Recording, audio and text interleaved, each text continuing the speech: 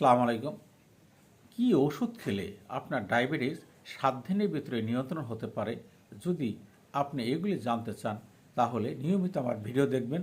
আমি বিভিন্ন ভিডিওর মাধ্যমে আপনাদের সাথে বিভিন্ন কিছু আলোচনা করে থাকি। তবে এই ক্ষেত্রে আপনি অন্য কোনো ওষুধে এই রেজাল্টটা পাবেন না। এই রেজাল্টটা পাইতে গেলে আপনাকে হোমিও ওষুধ ব্যবহার করতে হবে। আর যখনই আপনি হোমিও ওষুধ ব্যবহার করবেন, প্রথমত এই ওষুধ গুণগত মান অনেক উন্নত হতে হবে। অর্থাৎ আমাদের দেশে যে সমস্ত ওষুধগুলি তৈরি হয়, এই ওষুধগুলি খুবই নিম্নমানের হয়। আর যদি আপনি ভালো মানের ওষুধ খেতে চান তাহলে তার দামও অনেক বেশি পড়ে। আমি যে ওষুধগুলির কথা বলতেছি এছাড়াও আরও শত শত ওষুধ আছে যে সমস্ত ওষুধে ডায়াবেটিসকে নিয়ন্ত্রণ করতে পারে।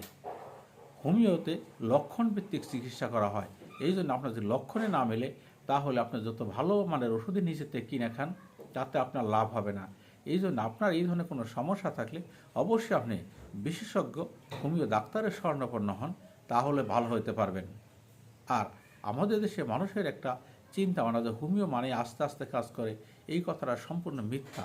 আরেকটা কথা আছে যে আপনারা মনে করেন যার কাছে হোমিও ওষুধ আছে রুগী যাচ্ছে সেই মনে হয় ভালো ডাক্তার। না, এই কথাটাই সম্পূর্ণ মিথ্যা কথা। আপনাকে প্রথমেই দেখতে হবে ডাক্তারের শিক্ষাগত যোগ্যতা, অর্থাৎ ডাক্তারি সাইডে তার শিক্ষাগত যোগ্যতা কতটুকু আছে, সেই ক্ষেত্রে আপনাকে প্রথমেই বিবেচনা করতে হবে। যদি আপনি সঠিকভাবে বিবেচনা করতে পারেন, ইনশাল্লাহ আপনি তার চিকিৎসার মাধ্যমে ভালো রেজাল্ট পাবেন। তবে আমি যে ওষুধগুলির কথা বলতেছি, 1 নম্বর সিমি সিফুগা মাদার। এই ওষুধটি আপনি দিনে 3 বার 10 ফোঁটা করে ওষুধ খান। 2 নম্বর ইউরেনিয়াম নাইট্রিক 200। এই ওষুধটি আপনি সকাল বিকাল 2 বার 3-4 ফোঁটা করে ওষুধ 15 দিন খাবেন, তারপরে বন্ধ করে দেবেন। 3 নম্বর নেট্টামফস 6X।